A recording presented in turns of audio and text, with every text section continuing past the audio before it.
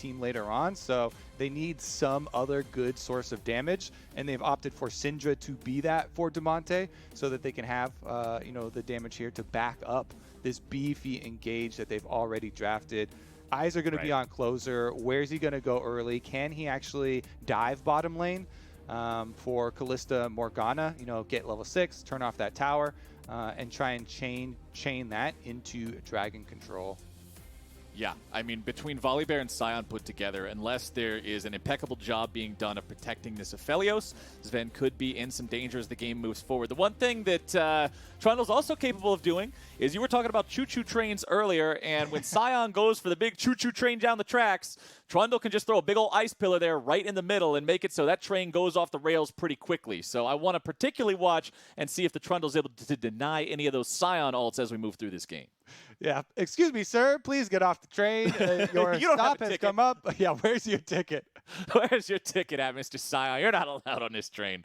Hop on off of there. But Cloud9 sitting at 11-3 right now. Remember, they were the best team in spring, bar none. Nobody even came close. Here in summer, it was looking like that for the first half, but then 3 1-1 weeks means that they have been showing signs of mortality, but for a squad like Golden Guardians sitting at 7-7, right there dead middle of the pack, they will have plenty of work to do against a squad like C9.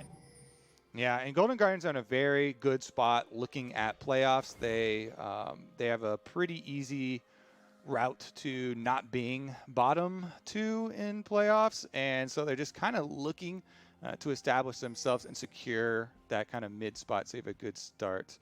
Pretty decent opening here. I am looking at the sweepers for both junglers on the top side right now, so maybe they have some sort of late movement from Blaber. He's got, whenever you see that sweeper like that, he could be going for the invade, and Sett is very good level 1, because Sett, with the way your passive works with your 2 punches, it basically counts as an ability. So his level 1 is extremely intimidating for a lot of these early little skirmishes. Well, here we go. It's Licorice and Blaber starting up the red buff. It's Damonte showing up now as well.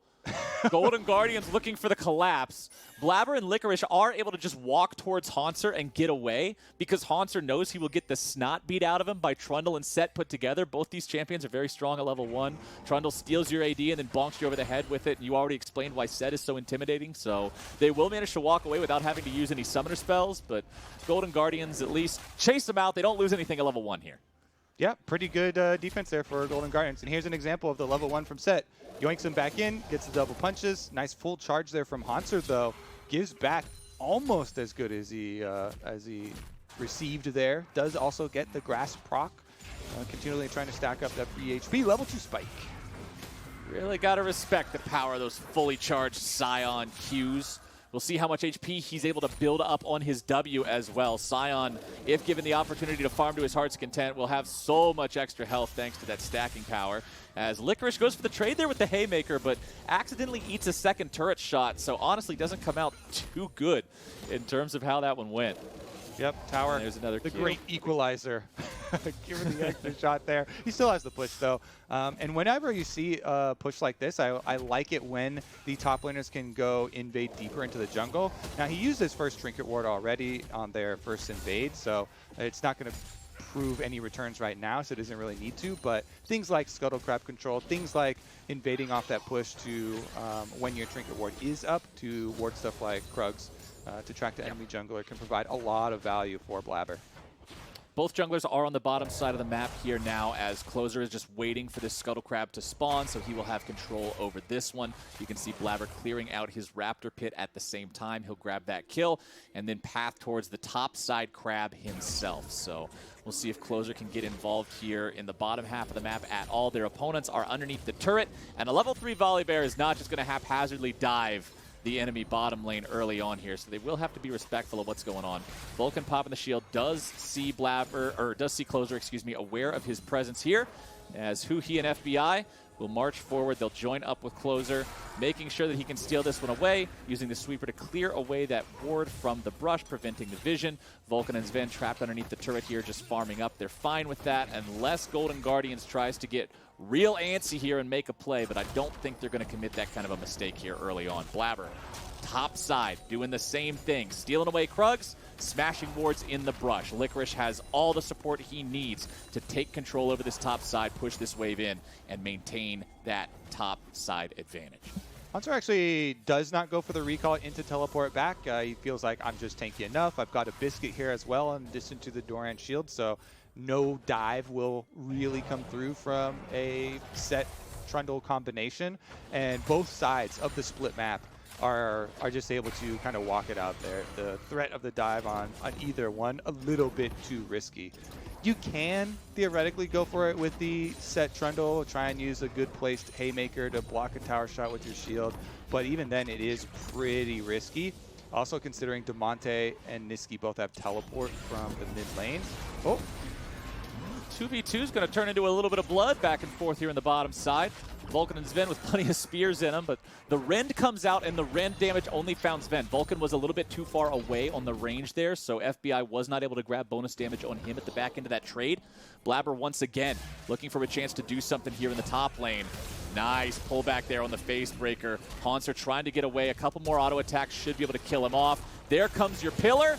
First blood for Blaber. Licorice wound up the Haymaker, but Blaber just wanted to make sure he takes the kill for himself, and that is Cloud9 on the board. So that wave in such a good spot for Licorice, Hauntzer knows, like, okay, there's nothing I can do here, just kind of walking up for experience, unless you call your jungler.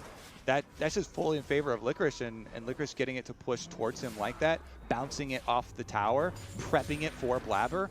These are the types of things where we see the coordination from Cloud9 with Blaber to set him up for these really effective ganks. The only way out for Hauntzer would have been to flash early. Stun. Ooh, lots of damage on Nisqy here mid lane. Well played by Damonte, making sure he set that one up for Closer to come in with the flash stun to seal the deal. Yeah, perfect layering right there. As soon as that Syndra stun is about to end, Closer's already there, flashes in, gets the Q stun, answers back really quickly. I was saying, you know, Hauntzer, he could, whenever you're against Sett, you got to think about where the minions are. So he would have had to flash away from the range of his ranged minions so that Licorice couldn't pull him back to stun him there. And then, you know, he could have lived that Blaber gank. But either way, the wave still pretty rough for him. As you can see, there's 4 extra of those ranged minions. Licorice is clearing a few of them out now. But here's another look at it. So when you're against Sett, yeah, you got to be wary of where your minions are. Licorice just walks right up to get the stun right there on him. Once you get that stun, you're just toast, right? It's a phase rush Trundle, so you cannot get away if he's able to proc that phase rush. The thing about phase rush Trundle, you try and keep him at range so he can't get any of the abilities off to proc it and chase you down. But Closer was clearing a ward before this, and Nisqy knew possibility of him getting ganked. That's why we saw he did hug the top side of the lane here, but he hugged it right next to Damonte. Yeah. So he's like, welcome into my awaiting arms here. Just unleash the power. Gets a bunch of orbs on the ground for the easy stun. You'll love to see that, you know, not relying on, you know, hitting the smaller skill shot there of a single orb stun. Just drop them all down. Closer's going in for the 1v1 onto Blaber, and considering Closer has an ult and Blaber doesn't, that means Trundle must concede that area, just completely run away from the bear, come back when he's a little bit more well-equipped for this one. This is, you ever play an MMO, you accidentally walk into a high-level zone that's right next to the zone you're supposed to be in? You see skulls instead of levels? Yeah. That's exactly what Blaber just did. All the enemies have the skulls next to their name, big old red health bars. You need to just get the hell out of town because Closer is not having none of that. Just continuing to farm up here on this bear. Both junglers are responsible for the 2 kills that have happened here so far. Huhi looking for a play down bottom lane. Remember, the flash has already been used from Zven from the last time Huhi used his flash to force it. Nice binding there on the back end of that one to make sure Zven loses even more health. And FBI and Huhi are doing a good job controlling this bottom lane 2v2. Man, honestly, Huhi has been killing it recently. That's such a good... He hits everything on Morgana this time around, walks around for the easy ultimate. He gets another flash. Vulcan had to flash out, then lands a binding on the way out. More damage onto Zven to force them back. Now they're going to miss some minions on this cannon wave. You lose 1 melee, and Cannon's going to soak up most of the rest, but another good amount of pressure earned from this Golden Guardian's bottom lane, which has started to get a lot more praise as we've moved on through the summer split. FBI and Huhi really bringing a lot to this team's victories. Yeah, I think they're a big reason why this team is currently sitting at 7-7 and doing a lot better than some of the other teams that had rough starts here early on in Summer Split. As Hauntzer gets a good trade there onto Licorice, hitting him with the full power of the charged up Q. And now just wants to freeze this lane a little bit here, keep it away from the turret, make sure that he can farm it up very, very easily. And there you go, thump, thump. Oh. You'd love to see that. Maybe like 20 minions almost inside of that feels Q. good, man. Feels Feels good. Does mean the bottom side of the map here, though, start out for Cloud9. Vision C9. for Golden Guardians. C9 with half the health already off of that Drake as Golden Guardians contemplate getting closer.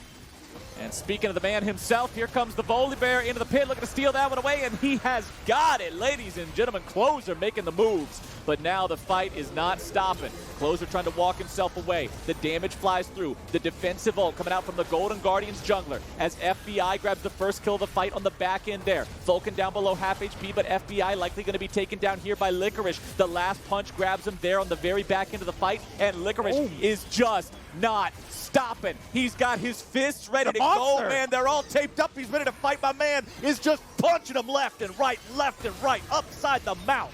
Licorice is not taking no for an answer in these fights, and nobody is going to tell him what to do. This guy grabs himself 2 in a 1v4 and salvages this fight here for Cloud9. Licorice straight out of Fight Club just dunks FBI into the back lines, flashes on him. He didn't even get the stun on the E part there, but got his other auto off before FBI flashed. And if you get an auto started before the flash goes off from your opponent, unless they flash into Fog of War out of vision, your damage will go through. First of all, though, what do you do when Closer walks up and slaps your dragon? Huh, Flowers? Because he just walked up with a black shield, yoinks the dragon, and looks like he's going to walk out of there with the spoils, too. Knockup does go down, and Cloud9 trying to fight on the bottom side of the map. Definitely seems like, oh man, that's right into the game plan of Golden Guardians. But look at Licorice. He teleports in. All right, first I'm going to 1v1 FBI, truck this guy. He flashes in, doesn't get the right angle, but doesn't matter. Had the other auto, and then I'm going to fight my way out of a 1v3 after as well. Heal up off of this kill. Another grass proc, and oh yeah, everybody's just going to run away from him.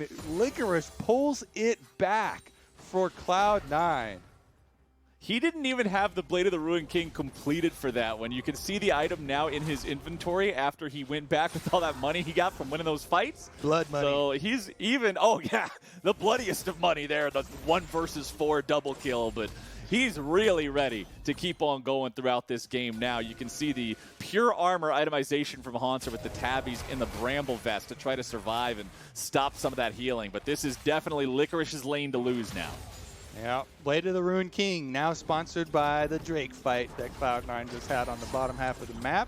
Dragon still went to Golden Guardians, though. So, you know, you can still keep your focus on trying to play off, you know, the Morgana, Kalista, CC setup for this team. They have Scion Volibear for the dive and plenty of follow-up there. So Golden Guardians, despite Licorice's heroics, still can, you know, keep their eyes on their previous win condition. Right. Damonte is 2-0-0 here on this mid lane Syndra. It's him and FBI that have the 2 highest CS values in the game. So both Golden Guardians carries doing a very good job here 13 minutes into this game. FBI just now completing his own Blade of the Ruined King. Damonte will likely be able to complete the Seraph's Embrace, or the Archangel Staff, excuse me, not fully charged up just yet, once he goes back and shops and puts that tier together with the Lost Chapter. So Golden Guardians is definitely not in a bad spot this game. They're only down a couple hundred gold. With that Mountain Drake secured for him, it kind of shores up that little bit of a disadvantage. But Blaber is bottom. Shelly is ready to go. Eye of the Herald summoned up. Hauntzer could be in some trouble. The dive might be going through here. They stop the ulti coming out from Hauntzer, but Golden Guardians are bringing in their own jungler. Closer's looking for the damage. The Sett ulti comes through into the Haymaker, but they take him down, and the shutdown credit goes over to Closer. Blaber makes sure it's a 1-for-1 there, but now Nisqy's got to get himself away in the 1v3. Damage continuing to come through. Damonte and huhi looking for it, and Damonte's got his 3rd kill of the game. Golden Guardians will take over the bottom half of the map. Now it's a race for first turret here. Top side, you can see, still pushing ahead for Cloud9. Zven and Vulcan sharing those turret plates, trying to work their way through with Crescendum. That thing just gonna annihilate them as the turret plates fall at 14 minutes. So they got most of the turret plates first, and then with the plating all falling at the end, they quickly finish off the tower for the first tower bonus gold on top of it. And for the few people out there who might not be aware, remember Aphelios with Crescendum is the one instance in the game where standing closer to a target actually makes you attack faster. So that's why every single Aphelios just stands point-blank range next to the turret, slaps it around with the boomerangs, and gets such high DPS onto those objectives. Easy secure there for Cloud9 to put him up to a 1,000 gold lead. But man, my eyes are on Damonte right now. 3-0-1 here on the Syndra. Has the completed Archangel staff plus an additional Fiendish Codex, which means he has 30% CDR from just the items in his inventory right now. Early game mage items that lost chapter line, so criminally effective at stacking those CDR bonuses here for him. He'll be able to put down so much damage here in these team fights. And with the second Drake spawning and Golden Guardians immediately being there at the scene, they'll take that one down, no contest. It's Ocean Drake, Ocean Soul again, my friend. All right, let's take another look at the bottom lane play. Force on the Rift Yard here for Cloud9. They do get the charge off. As you see, Licorice tries to find a way out, dunks closer into the back line into an immediate haymaker, but even the haymaker shield, Closer's able to dunk him. Blaber flashes in for a counter kill, and then runs his way through the enemy jungle to get out of there. Nisqy, no such luck though, because as you're saying, Damonte did match that teleport. And now we're looking at the North American mid lane talent. Damonte is a level 11 with 7 stacks on the Dark Seal. Now, if you upgrade it into the Medjai Soul Stealer, it is actually gold efficient already at 7 stacks. And then any kills you get on top of that, you get to the 10, you get the big bonus there, you go over gold efficiency. So this is the kind of confidence booster where I like to see people actually upgrade it. And really go for the attempt at taking over the game, especially since, Phase Rush Syndra, he does have his flash available. Should probably be able to live in the next few fights and has a decent amount of range. You get the super long range Scatter the Weeks popping off and plenty of kill pressure with his level 2 ultimate.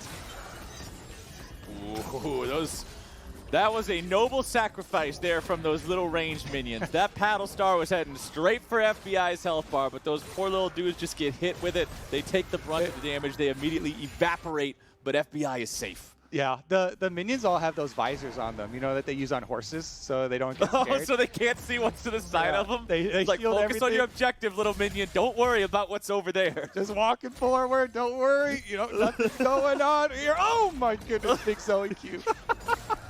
You got a job to do, little minion. Don't worry about the impending death approaching from the west. Oh my goodness, still a 500 gold game here. The Golden Guardians keeping things held down here. Honestly, if you're Golden Guardians going up against Cloud9 in this game, I think you're happy about the way the first 17 minutes of the game has played out. You're up a kill. You're down a little bit in terms of the gold.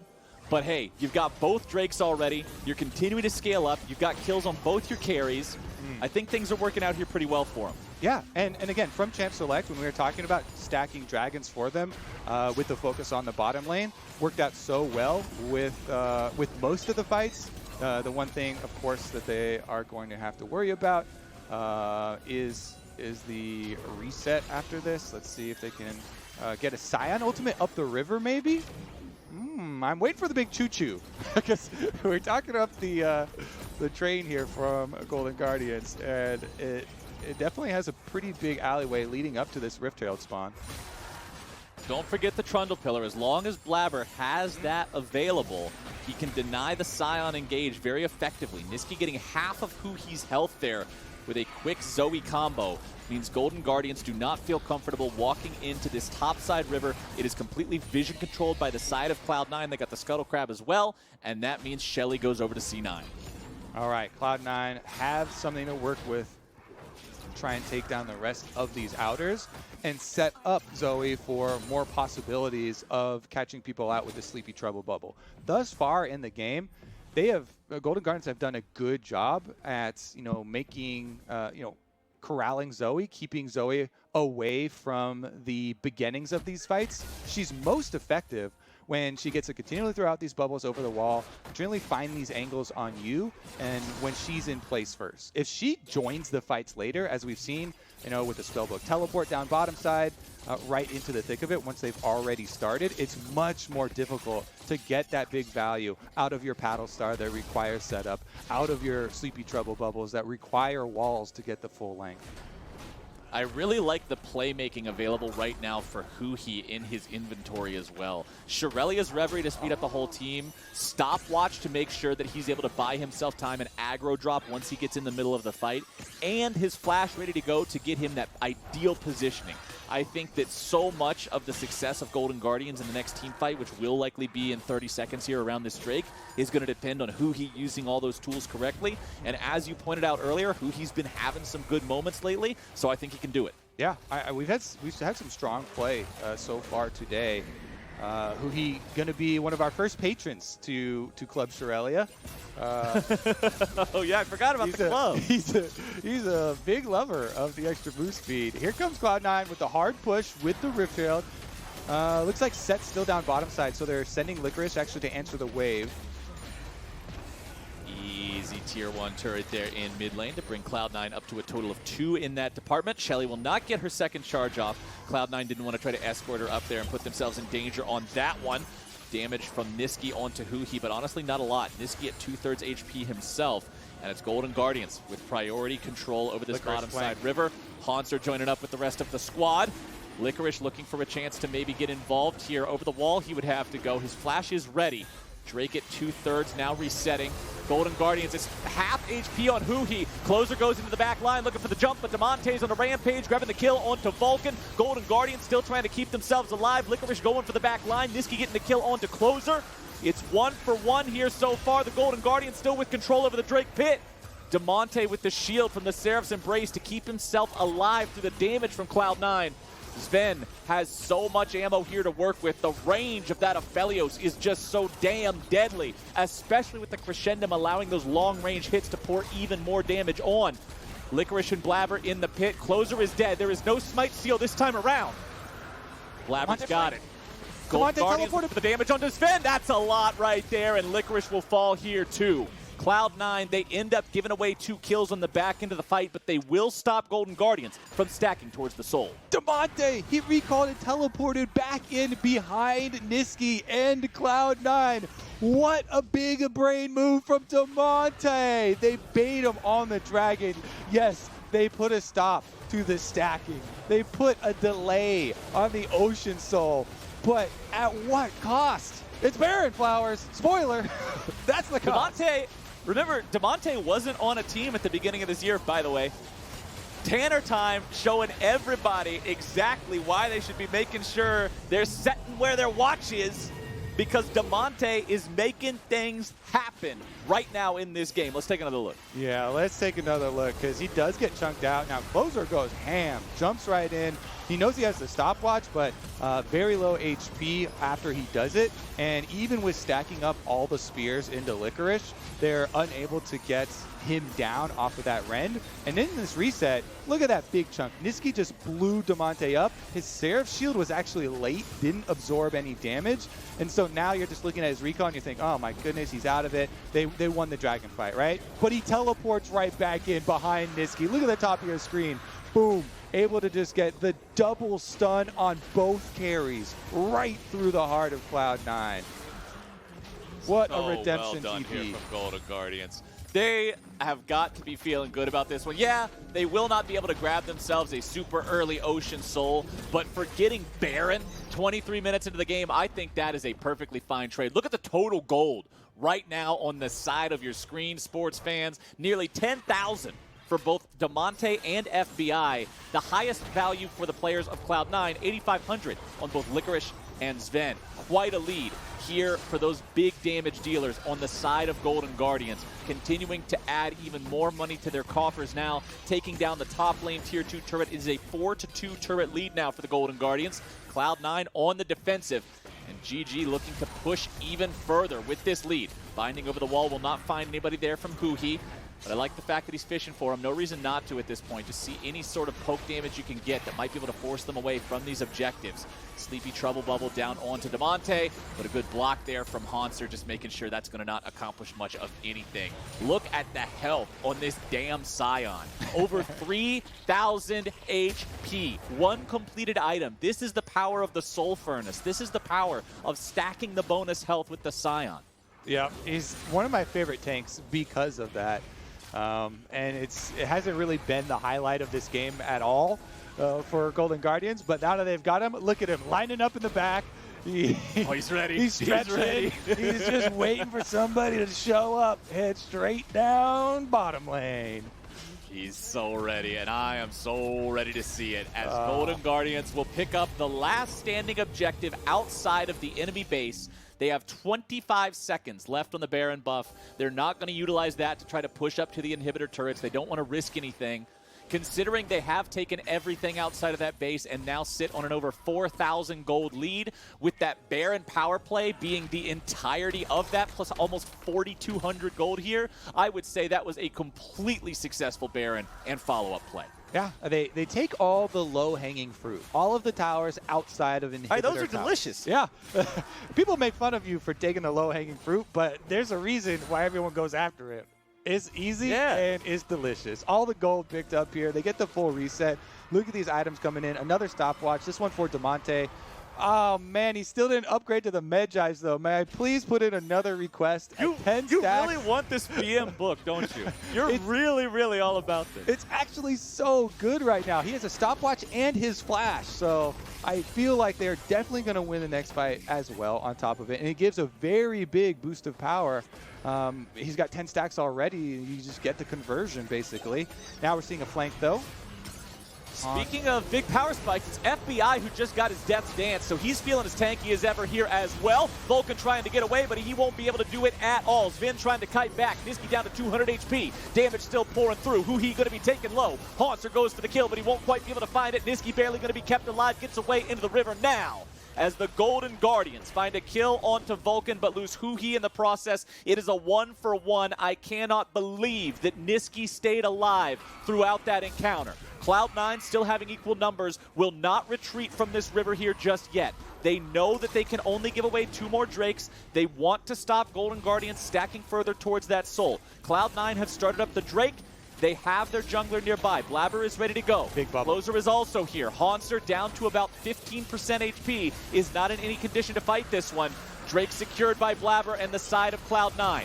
FBI trying to deal with Nisqy over the wall. Damonte nearly killed off, having to get away. FBI, oh, he just gets a big old chomp taken out of the backside of him. Golden Guardians in full retreat now. They stuck around too long. They weren't able to contest the Drake, and Cloud9 comes out on top. Cloud9 just bring this game back right from the brink of destruction, Flowers.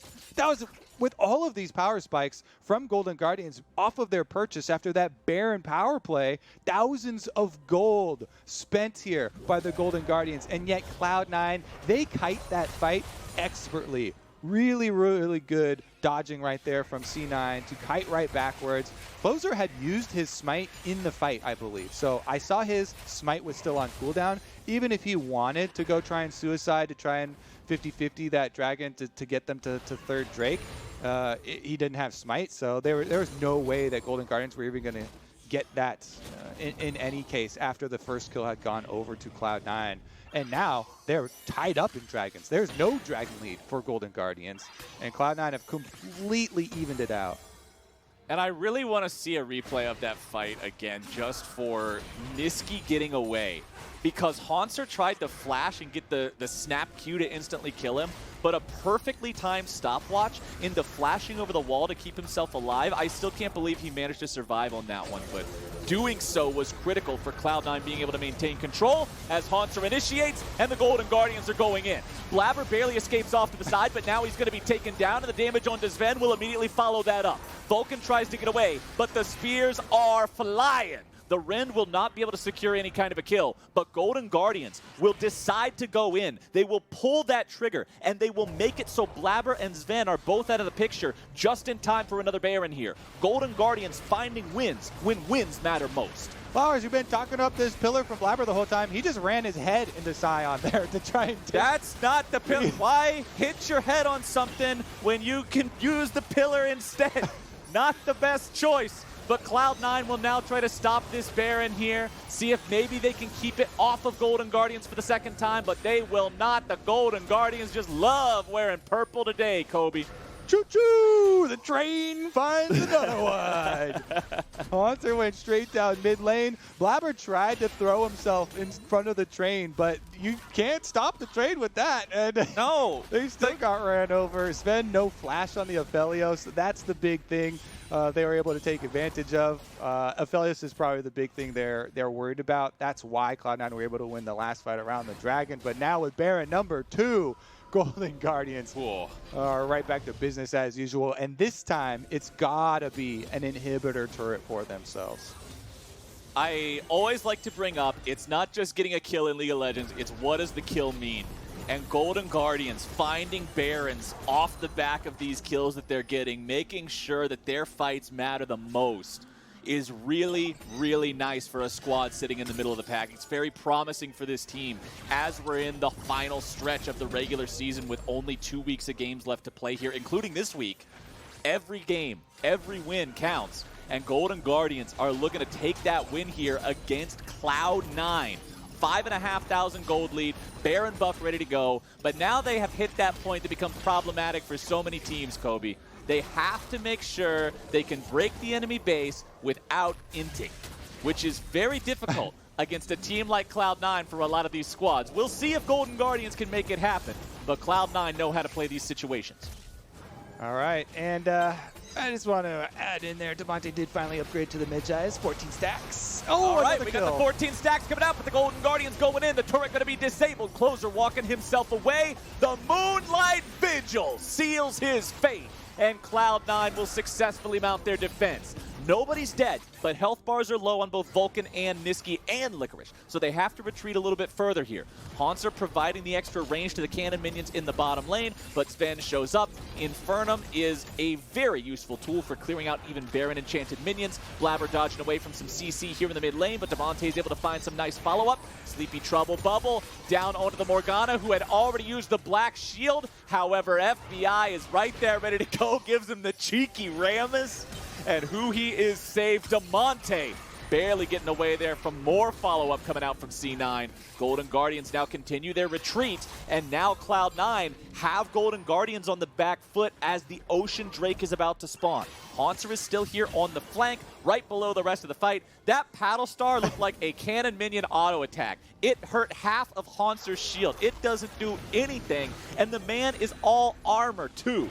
That is how strong this Scion is at this point in the game, and Zoe is just not finding the damage she would like to find. Closers on the Drake. Golden Guardians have lost the last 2 Drakes in a row. They got the first 2, lost 3, lost 4, trying to get this next one here to get a little bit of their mojo back.